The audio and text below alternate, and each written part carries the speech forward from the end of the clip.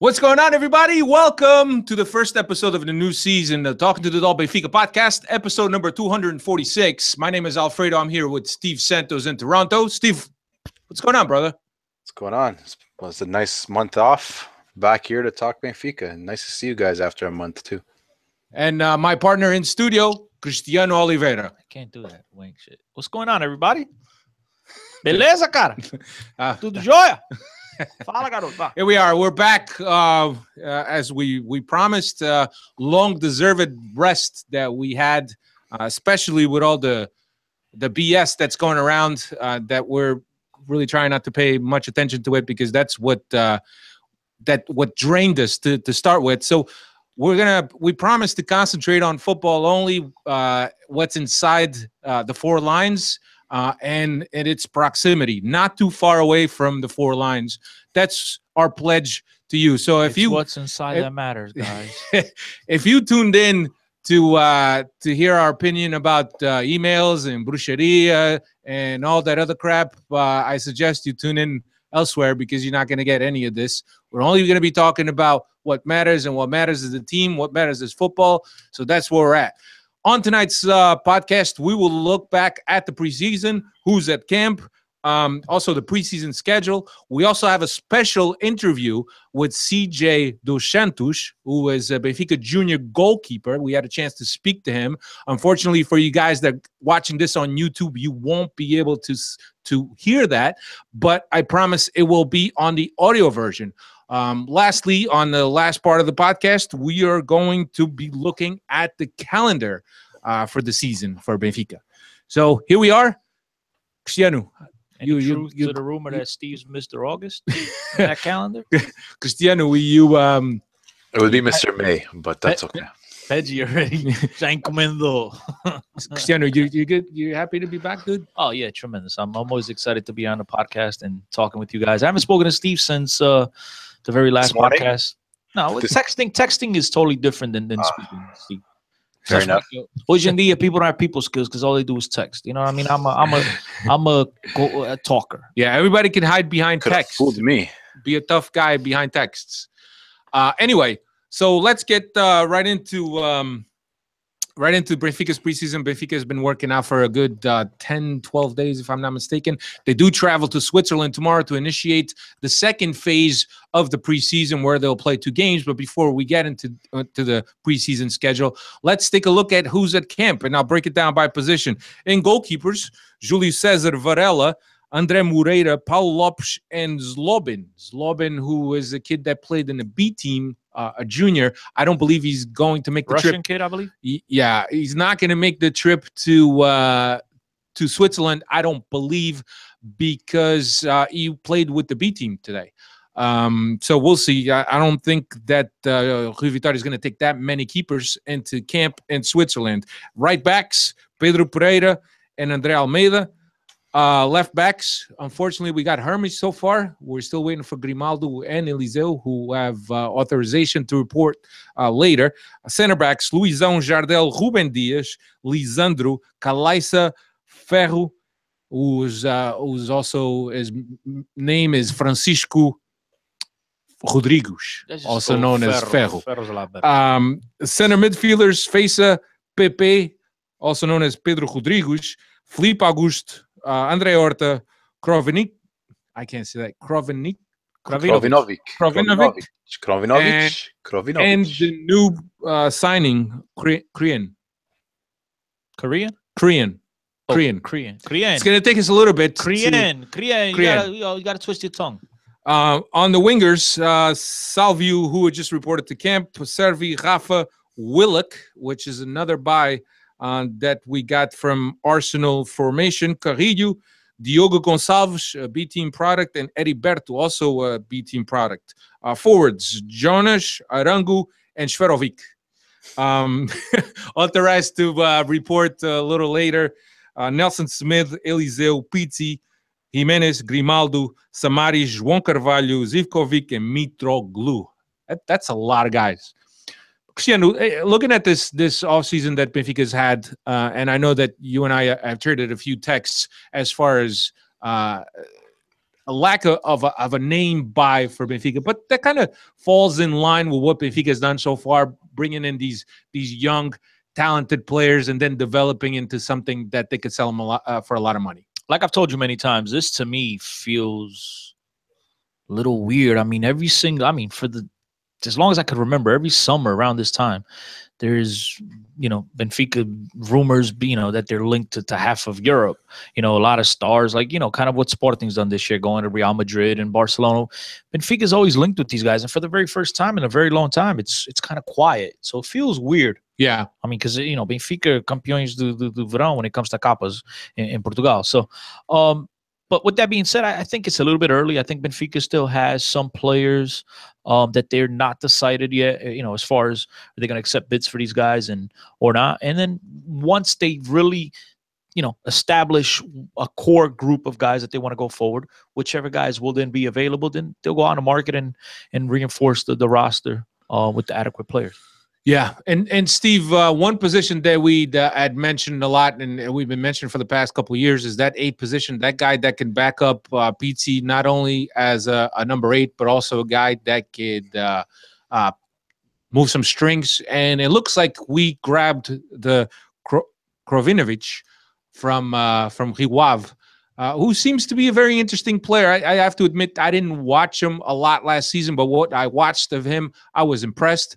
I know, Steve, you were impressed. I know that Cristiano Oliveira also has seen the kid play, and he was impressed by his talents.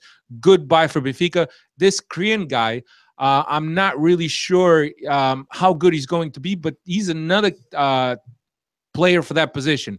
Defensive midfield, a guy that Steve and I have been talking quite a bit here, Pepe, Pedro Rodrigues, who we thought that last year would get a chance at the A team, and here he is. It's good to have that type of guy to back up Feza. As we know, Feza is injury prone, so it's good to have that type of depth in the midfield. And Steve, what do you think? Do you think we're still missing a big name here, or are you happy with the choices? I know that we haven't played yet 1 minute, even friendly, but Felipe Augusto. Yeah, Felipe Augusto is there, yeah. Felipe Augusto can also play at 6 if need be, and Samaris can play 6 and 8. I'd have to say at this moment I'm quite happy with the middle of the pitch. There's only a couple spots on the roster where I feel we should be looking to make a buy for somebody who's going to make an impact on the squad right away, not a future player or a guy with talent. What are you thinking? Center back. Center back. Yeah, I think with Luizão down now, with Jardel having a year out, you're not sure what you're going to get with Jardel coming back. Lisandro is who we know him to be. And then too much youth on the rest of the guys. Ruben Diaz is young, super, like he could come out and make good. I can't say that I'm overly impressed by anything I've seen of him, but at the same point, I'm not disappointed in the guy or anything like that. I just don't think he's a world beater or he's ready for this level just yet, unless he proves me wrong.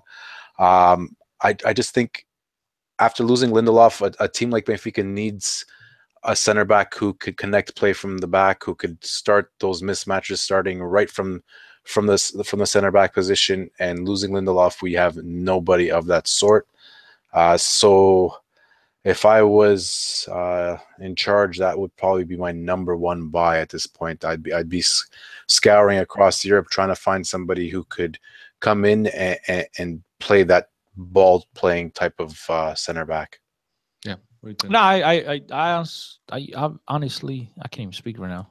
I honestly agree with Steve. I think if there was one position that right now I'm not totally satisfied with, and even though you guys know my feelings on Lisandro, I like him better than most of you guys do, but still, I would like to bring another kid. I think that Calecas and the Ferros and the Diaz, I think they're a year too young, too early for this. I would like a kid that has the potential to take the next step and could play right away and plug them in those holes when a Luizão and a Jardel are missing, or even a Lisandro. So that for me, I would agree. I think that'd be the number 1 position that I would try to strengthen right now as we speak.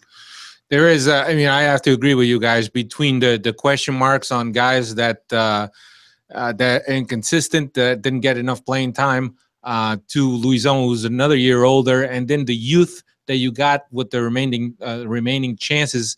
Definitely, I think that's the one spot that that Rui Costa needs to concentrate And not on. just that, bro. I mean, I know some guys are going to disagree with me on this, but from the very little that I saw, you know, I saw Benfica against Real Madrid in the under-19 semifinals, and in the finals, very next game against Salzburg Red Bull, whatever it was.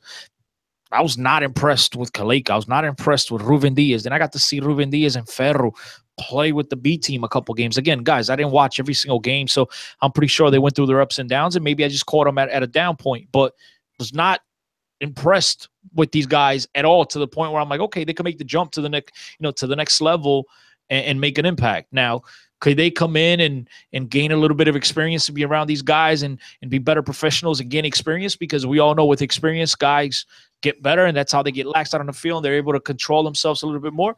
Yeah, I mean, that could happen, but I think if you're counting on those guys to lead you, and, you know, especially in a competition right now where it's, you know, between the three teams, it's relatively equal to somewhat. I mean, you know, the team up north lost some key players, but the new coaching staff, they're going to bring in a lot of guys that they had on loan, so they're going to stabilize that a little bit more. The team in our own city, I know a lot of these guys are old and a lot of question marks, but they've reinforced their roster a little bit here.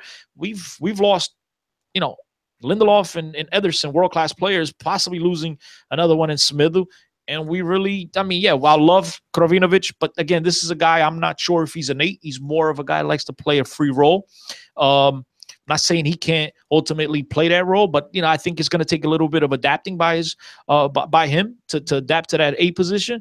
And then the left back, I like Grimaldo, but really Eliseu is another year older. That's your backup. I mean, the defense right now has a lot of questions, whether it's Pedro Pereira, very young kid with, I mean, I know he played at Sampdoria, he got some experience there, but in the Portuguese Campeonato, he played last year against Boavista. Andre Almeida is the polyvalent, the guy that could fit in everywhere. But I mean, there's a lot of question marks right now on that team. And even the goalkeeper, I love Julio Cesar. I think Moreira has got a bright future ahead of him. I think Varela proved a lot of us wrong. I think that's why Benfica was even surprised and went out and picked him up. But that whole defensive sector, from the defenders to the goal, there's a lot of question marks right now. There's a lot of question marks, especially with the potential for Nelson Smith to leave, which would further thin the right back position. And look, I'm not saying that we can't go the whole season with Pereira and Almeida. I think that if anything, Almeida will offer some consistency. Pereira, as used last year or half of last year, to mature, to be with the team, to learn the team's processes. So he is a kid that's ready to get some chances, albeit he hasn't shown me a lot in the time that he's played, but it's one game. So we got to give some of these guys a lot of time. The forward line, I'm not really sure what these new guys are going to bring. And look, this is all of us just speculating because we haven't even seen some of these guys kick a ball in a game, with the exception of YouTube videos. And we all know how YouTube videos could be misleading.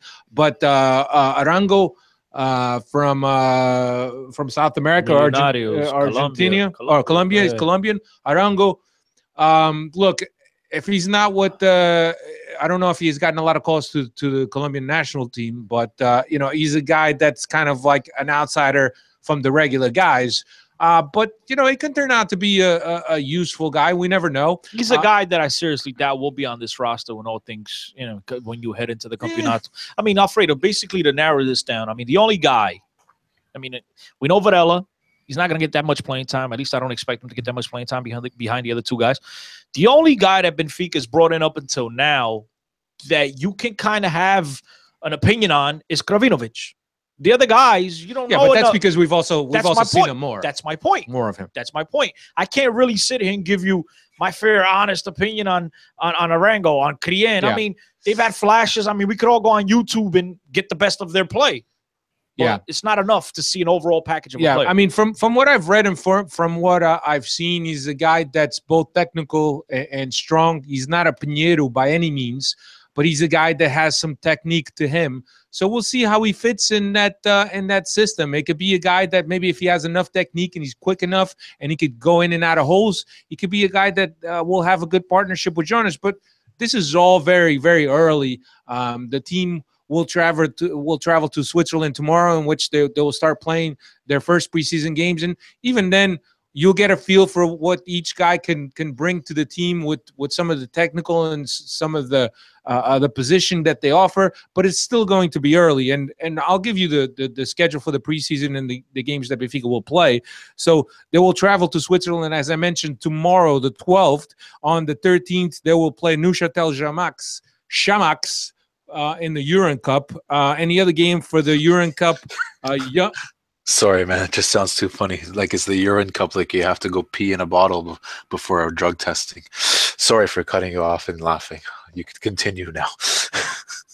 Is that your attempt to being funny, Steve? I don't do very well at that. So if I made anybody laugh, I'm sorry, guys. I'll try again. Probably a lot of people picked up on that, but not me. I said it. It sounded different in my head. Young Boys is the other game, and Urine Cup. Come to Cristiano, the Urine Cup. Urine, my boy, urine. Urine Cup. When you go to the doctor for your kidney stones, what does he give you? A urine cup. Anyway, and then Benfica will come back from Switzerland. They will then travel to the Algarve to play the customary Algarve Cup, and there they will meet Betis Ballonpied on the 20th. Trofeo da Ponte. Yeah, on the 22nd, they will play Hull City. Then on the 23rd, Benfica will travel to the English National Training Center in Birmingham. On the 29th, Benfica will play the Emirates Cup against Arsenal and Red Bull Leipzig.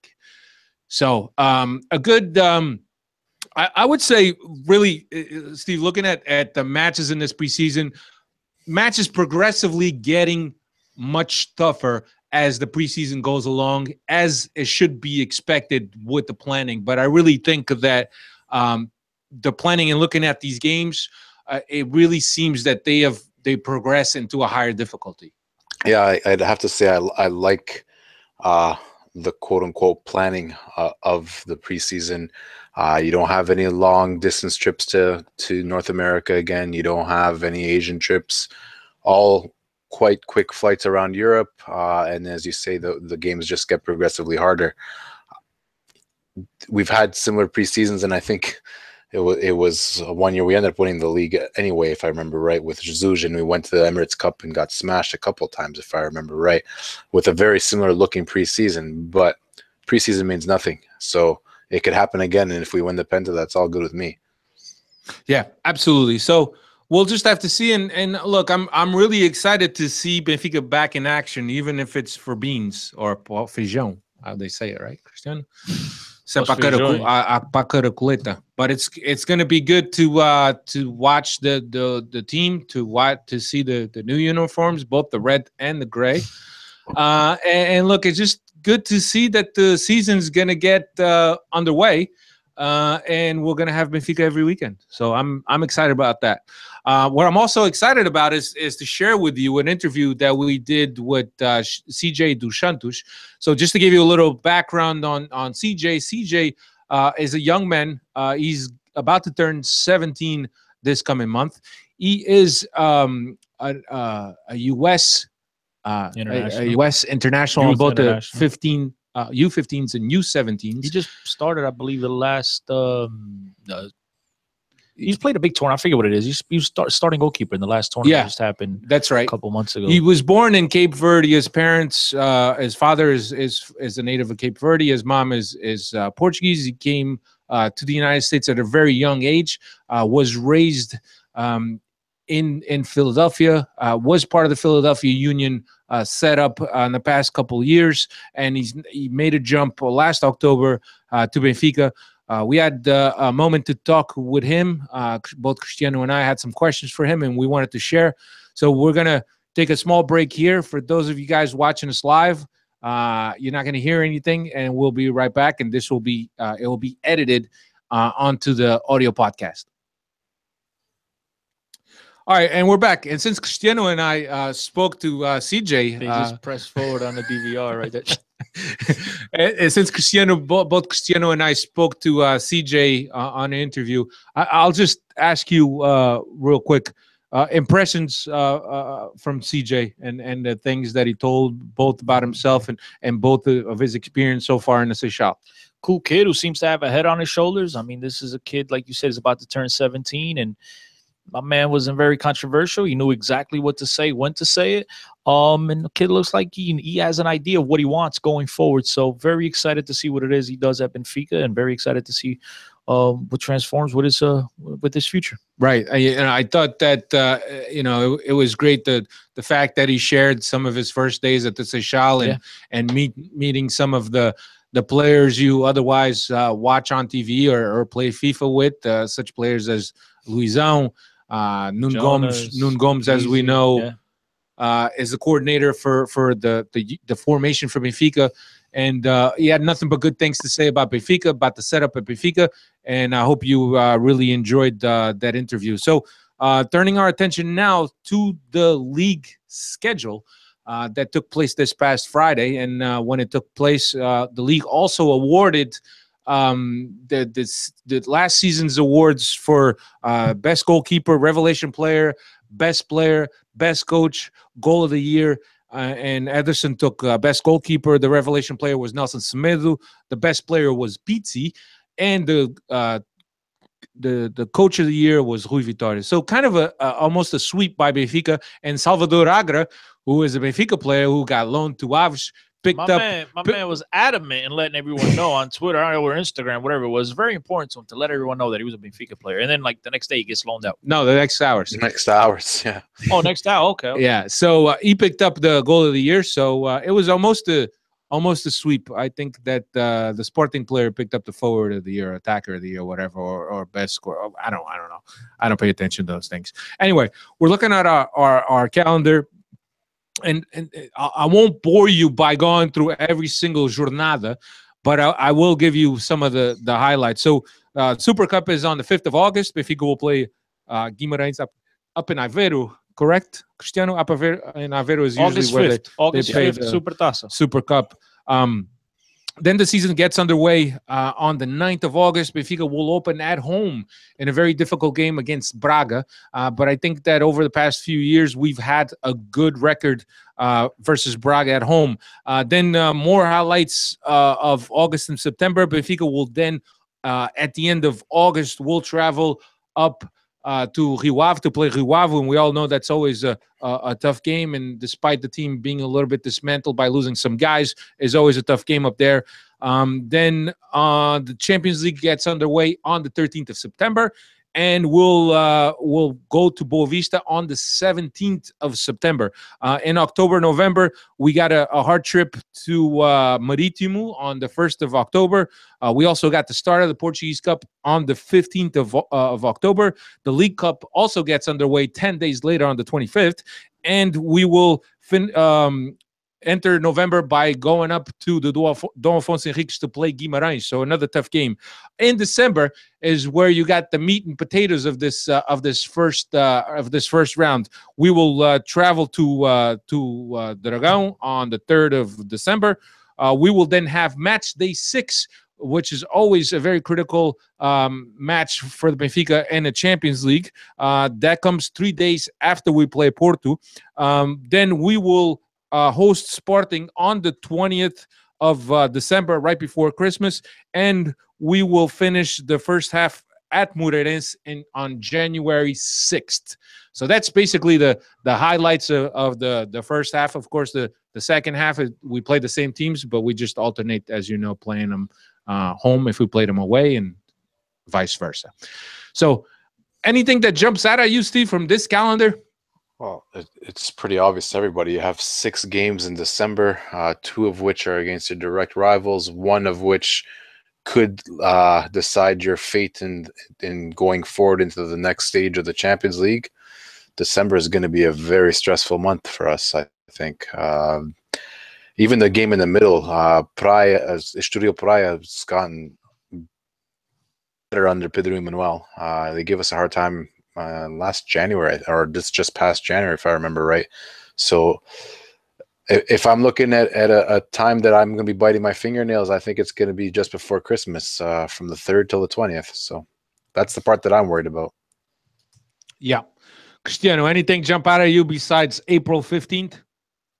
April 15th. I mean, the only thing that jumps out at me is, I don't know. I mean, I guess second to last game of the year could be the title clincher right there. You know, I mean, last year they tried to hype it up and make the Porto Benfica game in the beginning of April as o jogo do campeonato, and it didn't turn out to be like that. And I guess this year they put the biggest game, who the two favorites, who they believe are the two favorites going into the campeonato, Benfica and Porto, second to last game of the year. I mean, I don't know if they put him. That's how he came out. Benfica Sport. Nah, I don't know. I mean, it's funny how these schedules every single year they kind of resemble one another. I don't know. I mean, those are for conspiracy guys, but it just I mean, it is what it is. Look, I wouldn't be at all surprised if Benfica Sporting second to last game of the year. I mean, make the campeonato go to the very end, make it more exciting. Yeah, I mean, you had a couple X factors or variables in the drawing. Yeah, Sporting couldn't play against Guimarães. I don't know. It was sunny on this side of the town for you. It was the oddest thing, and but that's been going on for years. There's been some outcry about so on and so forth. All these accommodations that were made for Sporting, being that they were going to play in the Champions League, or not the Champions League, the playoff play-in game. Yeah. So so some accommodations. But were they made. didn't do it for Braga. They didn't do it for Braga, or they didn't do it for Guimarães. Yeah. Right. So anyway. But yeah, Sashmeke, we get the favors. But that's neither here nor there. So that's all I really have for this podcast. I know we've been away for a while, and it's been quite a bit. But this off season, with all some of the crap that's been going on. I'll see if I could come up with some Twitter over the next here. couple of weeks, man. It's going to be just coming here and basically giving your opinion on speculation. I mean, until things are, like Steve says, until I see the guy in a Benfica shirt, I don't want to talk about it. I mean, it's going to be basically just your opinion on this guy, that guy, this guy, that guy. And I mean, it's going to be tough. All right. It's going to be tough because we're going to lose some key players. And at the end of the day, you guys know how I am. I want to see some quality players come in to replace the key guys that we're going to lose this season. Yeah, but but I don't want to get into it right now because we still got another it's 2 too months early. Practically. It's way too not 2 early. months, but a month and a half to the end of August. Let me go through some Twitter questions here, and apparently Sergio, já foste, you got your urine cup joke. Here's one from Alex Mello. I know you guys didn't want to touch on the witchcraft, and I get it. But do you think we'll get the Bruxa on loan again?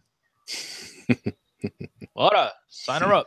It's a him. It's the most ridiculous thing. So odd. It got coverage all over the world, and they were the laughing stock of basically the football world. Here's Il Capo Soprano. Renato Sanchez is reportedly available for loan. I think Benfica should only consider if we lose Pizzi and Samaris. Agree? Steve, we were talking about this earlier on WhatsApp.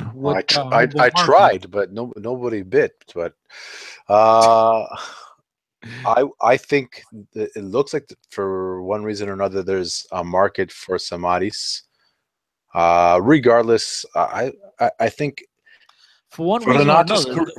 The biggest Samaris fan doesn't know the reason. No. I like Samaris, especially as a leader, as an influence in the dressing room. I think he's got a big role to play in that sense. But if we paid 10 and there's offers of 15, 18, 20, given what he is produced on the pitch for the past 2 years, I can't see a reason to keep him as much as I do like him. So going that way, but even if we're to keep Samaris, I would take Renato back on loan. I just think it's a place where he's comfortable. It's a place where he's had success before. I think it would be better. It would be beneficial to both him and Benfica at this point. Does it mean Pizzi plays less of a role as an 8 or not? That's a lot of bridges to cross only when we get there. But I would take Renato on loan if I could. Yeah, I'll say this real quick. I was going to stay out of it, but I'll just give my opinion real quick. Because I wasn't crazy originally about bringing him back, and even though you guys know I love him, right? But at this point, I think Benfica should be more in the mode of playing players and developing players that they could eventually sell for money and try to take care of that debt. So I'm not crazy about loans for, just to make guys and valorizar. That's the word. I can't, for another guy that belongs to another team. But that being said, I think Renato needs Benfica at this point more than Benfica needs Renato. And I hope that Bayern Munich realizes that, and rather than try to send them over to an Offenheim or a Hertha or some team that's going to pay his salary, right, and maybe save a couple bucks, I hope that they realize that this kid is no longer the kid that he once was. I mean, if you see the kid play, and I was watching him very carefully with the Euros under 21 for Portugal. The kid looked like he was this, uninterested. He's a shadow of himself. He looks like he's timid. He looks heavy. He does not look like the same player. He takes too many touches. He's not as sure of himself. The kid looks like he's lost his confidence. And speaking about confidence, today he tweeted out, or just whatever, he sent out a message that, if you don't believe in yourself when things are down or whatever, you got no one, whatever, something along those lines. Basically, believe in yourself. And I think the kid is really lacking in confidence, and I think he needs Benfica more right now than Benfica needs him. So for that alone, and being that I'm a huge fan of his, I hope he comes back just for that reason alone. I don't think it would be bad if he went on loan to Hertha Berlin or another team like that. He would for sure get enough playing time. That's all he really needs, is to get playing time. He needs right now a player that young. Right now is make a break for him. He needs cariño. He needs people around them to support him. Not being disrespectful. I'm sorry if it comes off that way, but he doesn't need foreigners, guys that really have no attachment to him, because to them, if he succeeds or he doesn't, to them it's the same. No. He needs people around him that are invested in him, people that really care about him on a personal level, to support him right now, because he's going through a very, very tough time. And you're not going to get that from a team who just that has no connection. That has no connection for you. Exactly. Here's one from another one from Jaforstu. Of the B players being looked at, Rui Vitória, who do you expect to stick with the first team this year? I think it Sergio, I'm going to make it nice, short, and simple. I think it's going to depend a lot on the depth chart. I think that if any guys leave, then yes, I think that there's a chance that some guys from the B team will jump up. I think that Ruben Dias has a very good shot of making the team as a fourth center back. I think Kalaika's ahead of him. You think so? I think Kalaika's ahead of him. Could be. Here's Tiago's got two questions, but I'm not going to read the first one. Welcome back. Here's the second one. Welcome back. How are you? What's your player of the summer bet for you? Who will stand out in the Swiss camps?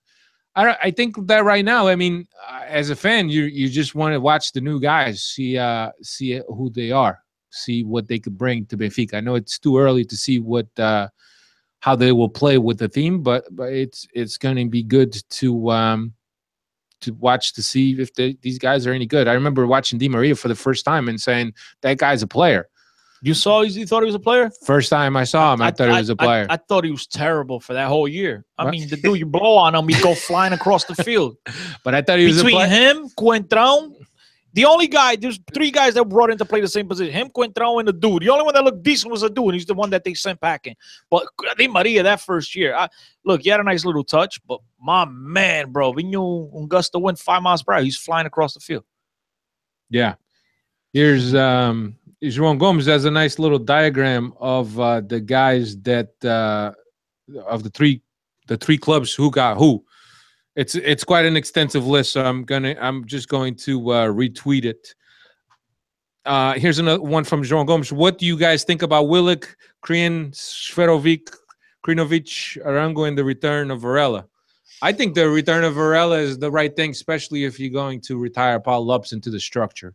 I'm not sure it is, though, to be brutally honest with you. The other guys, it's too early to tell. Because I think Julio Cesar's going to play. And then if he doesn't play, I think it's going to be André Moreira. So you're just going to have a kid sit on the bench. He's not really going to get that much playing time. I mean, unless they think by him practicing with Benfica on a day-to-day basis is going to give him more experience or, make him a better goalie than playing every single day for Vitória Setúbal. So, I mean, I'm not sure he won't be loaned out in the end. Steve, here's one from João Gomes, and I'll give it to you. If Semedo is sold and Grimaldo is still injured in August, we'll play with Elideu, Jardel, Lisandro, and Almeida. Your thoughts on that back four? Nah, it doesn't. It isn't a back four that instills me with confidence, to be absolute honest. I thought Eliseu was out there basically given the opportunity to find a club or something like that. Is what I read. To be counting on him at this point, I don't know. We'll see. That could happen, but that's not my ideal back four. I'll tell you that much. Steve, you remember our last podcast where I said, I'm saying it here first, I think Benfica is going to bring back Eliseu. Remember? Yeah, but they haven't done it yet. I know. It's not that I disagree that they won't, or it's not that I don't believe that they will. It's that they haven't done it yet. Yeah. But I was just going to say, I remember saying that. But now, leading into the offseason, and we've seen what's transpired so far, I don't understand why they sold Marçal. I think that would have been a good option. I mean, he's clearly better than Hermes. He's clearly better than Eliseu is today. And the guy could definitely give Grimaldo a run. So I did not understand. I mean, we're talking about $4.5 million. It's not like you got a $15 million euro offer for the guy. It's a couple bucks. I mean, unless they really did not like the quality of player he was, I didn't understand it because I thought that kid, that dude right now would fit in. You want to give Grimaldo the starting left back spot, fine, but you got a very adequate player in Marçal. I didn't understand that piece of business. Yeah, I don't. Neither did I. To be absolutely honest, I thought we should at least give him another look in preseason before we decided what to do with him. I guess the money was there.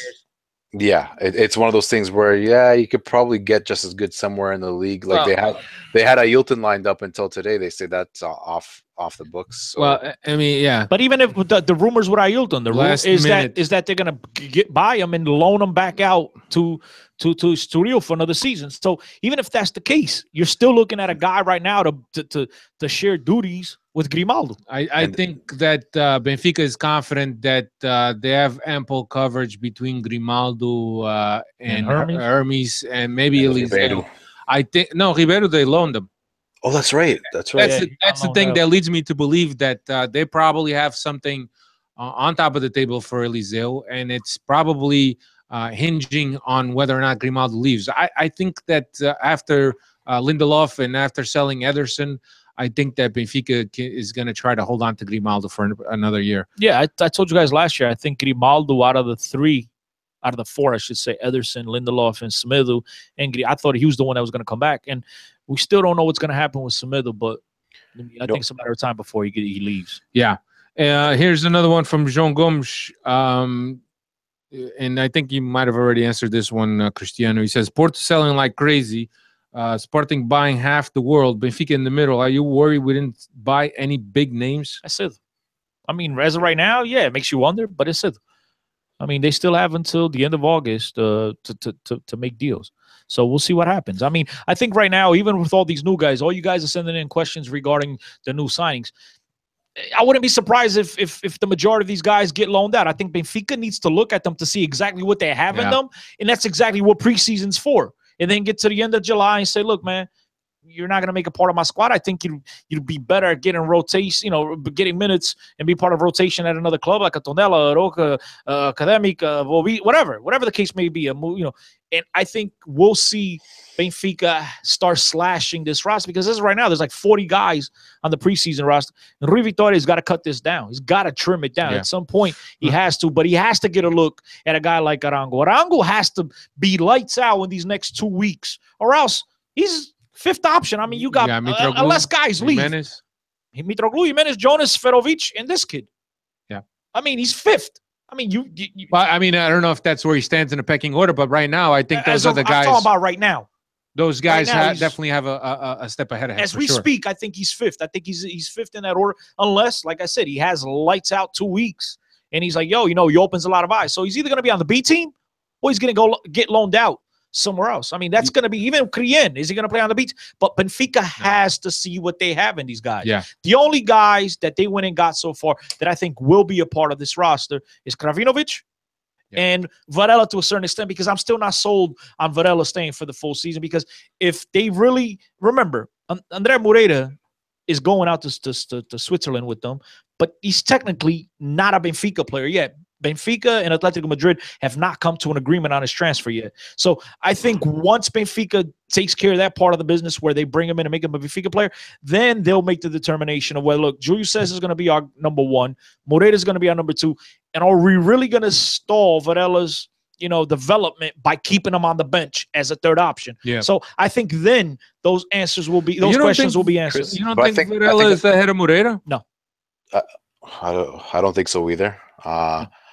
But just by name. But here's the thing: if they've only offered Paulo Lopes a position within the structure, that means they know that Varela or Andre Moreira is going to be the third choice, or they've decided this. So that's where I go with that. Whether I agree with stunting the growth of either of them because they're both young keepers, can't. Yeah, I do. I do. Listen, I think right now, I know I'm He's still trying to finish a sentence. Just said it out. Desliga isso, man. Tira o pé de cima da internet, Steve. Foda-se. His dog's chewing on his Ethernet cable. Julius thinks. Did you guys see when I got mad? I was like, no. Was I frozen the whole time? Oh, now you're back. You were frozen, and then when your face finally came back, you just had this look. Try on it your again, face. Steve, because we could edit this later. The guys that are listening live, No, we're not sorry. editing this later. Go ahead, Steve. Say it. Go ahead. No, because I don't know where I let off. Well, where you start? You said that by offering Paulo Santos a position, Paulo Lopes a position in the cabinet lá em cima, that you think those three are going to be it. That those three are going to be it, and then that's when you broke up. All right. And agree with it or not is one thing, but that's the way they're playing it, the way I see it. Tá bem. Pronto, isso deve estar aí trovoado aí para Toronto, que isto está mal. Here's one from Alex Mello. Which signing are you most excited about for the next season? I got to be honest with you. The kid from Rio Ave, I'm excited about him. I'm also excited about the Korean. I don't know about Arango. We've been burned so many times with these unknown South American buys that I'm kind of like, I don't know. I mean, we'll see, man. We'll see. Then again, Servi, it was unknown, and he turned out to be okay. I think it's early. We need to see these guys play. Yeah, very good. Dylan says, thoughts on Cristiano Ronaldo and Rafa breaking out this year. I sure hope that Rafa breaks out this year. Isn't that crazy? Rafa's a forgotten guy. We don't even think about that guy when we talk about Benfica and options going into the next season. That's how far the guy's fallen once he arrived at Benfica. I mean, the biggest contratação between Portuguese clubs in the history of Portuguese football. And the dude's an afterthought. And Carrillo, another afterthought. Yeah, but, I think that those guys will now have less of a leash because now they don't have an excuse. They played all last year. As long as they stay healthy, especially Carrillo, who spent 11 months without playing, now he starts clean. And I think that he needs to prove himself. And Rafa, again, needs to prove himself. Scrolling down, Mr. Eric Krakauer, why is Jesus trying to make Sporting into Benfica 2.0? Is your problem now, buddy? That's right. You want championships at Sporting. If they broke, don't fix it. At Benfica, you mean? I mean, yeah, Sporting. Maybe I'm talking out of turn. Yep. Let's see. I have one here from Neil who wants to talk about the Eusebio Cup. You Canadians are desperate to have that Eusebio Cup announced up in Toronto. If Benfica goes and plays the Eusebio Cup in Toronto, you got a couple things going, right? You got an international break, which means some of the guys are going to go away, and then you probably have a game of the prestige of the Eusebio Cup being played by the majority of B team players up in Toronto. I don't have anything against you guys in Toronto. Don't get me You wrong. better not. I don't think prestige will have anything to do with it. I like you I guys. think it'll be a pure money grab if it happens. If it's the I don't money think it's there. anything to But do with prestige. The stadium is small. It's not like they're going to get a lot of ticket sales anyway. Hey. I don't. As much as I'd like to see Benfica here, I can't say that it sounds like a good idea. It sounds like a good idea. I think it's. I don't think it sounds like a good idea. Nah, well, it's indifferent, dude. and that's what I'm saying. It's listen, guys. Zebi Cup should be in August. We're against a pretty big club at Stade de Luz. The way I look at it. But it was played in Monterrey 2 years ago. Yeah, I know, and I didn't like it then either. Okay, and it was in August. Yeah. I don't care. Listen, to me, it really makes no difference. I mean, the non-internationals get a game to play. 9 out of 10 times, those non-internationals are playing a game that Benfica sets up, maybe against a team from third division or whatever. They still get a scrimmage in, so those guys are going to get a game in there regardless. You know, it's a 6-hour flight instead of a 2-hour bus ride. Okay, I get that part, but still, it's a club like Benfica with the magnitude of Benfica. Players got to get adjusted and got to get used to traveling. So to me, it's really doesn't make a difference. If they come to North America, fine, I might fly out there. If they don't, it is what it is. I really don't. It don't make a difference to me at all. It's good to see our Canadian friends happy, but you know, it's like Cristiano says, money talks. That's all we got. Just one last thing, and I don't know if Cristiano, you wanted to mention this thing. I wasn't but even. There's something going on Twitter. Nothing to do with us. Nothing to do with us on Twitter between two other podcasts. Please, when you guys go back and forth, please untag us. Yeah, don't tag us because please. My phone was blowing up. Childish. With all the notifications that I was getting because I was tagged. Whatever beef you guys have with each other, settle it. You know, get done. Get busy. Concentrate on working on your own shows, making your shows better as best as you can. You guys have reached out for advice. We've been there. It's cool, tremendous. We're still here. You guys need, but just don't tag us. Like we don't look. You guys figure out your differences, bro. Yeah. We're friends with everybody, so we don't want to be involved in all this crap. My feeling is that you know, and this has nothing to do with the Three Tugas. Three Tugas is on the side. Well, Steve left. Steve said, has nothing to do with the Three Tugas, but I think you guys, both groups of guys, and there's multiple guys involved, I think you should be concentrating on making your show different and unique, because I think that the people that listen to your show and are interested in Portuguese football have a lot to gain to have two shows that are different and offer different perspectives. So work on that. Try not to compete with each other because we're all friends here, right? That's all I got. And, you know, good luck to everyone. And I hope you guys... keep up the good work and don't tag us and that stuff. Yeah, that's all we ask. The rest, you guys want to fight and do what you got to do. But just don't tag us. Yeah. Love you guys. All right. Keep it up. That's all we got. Don't forget to forget to untag us. To untag us. Also, don't forget to follow CJ dos Santos. His Twitter is at CJ82400. Make sure that you follow him. He's grossly underfollowed and he needs a follow. He's a friend of the podcast now. Great kid. We're hoping to have him more often. And that's all we got. Next week, we'll be back. We'll have at least one or two games, Benfica games to talk about. We will have at least 2 games to talk about. We got Neuchâtel Jamax, for the Uran Cup. So I got at Steve Santos 6 is where you can find Steve when his internet's not faltering.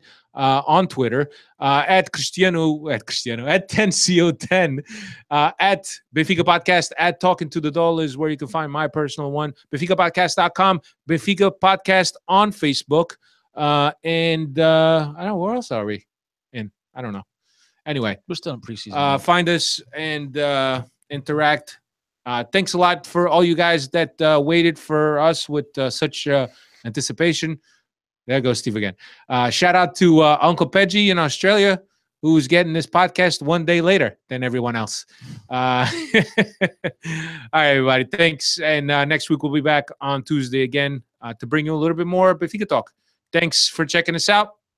Don't forget to subscribe via iTunes and all that good stuff. Leave us a rating. See you later. See ya. Peace.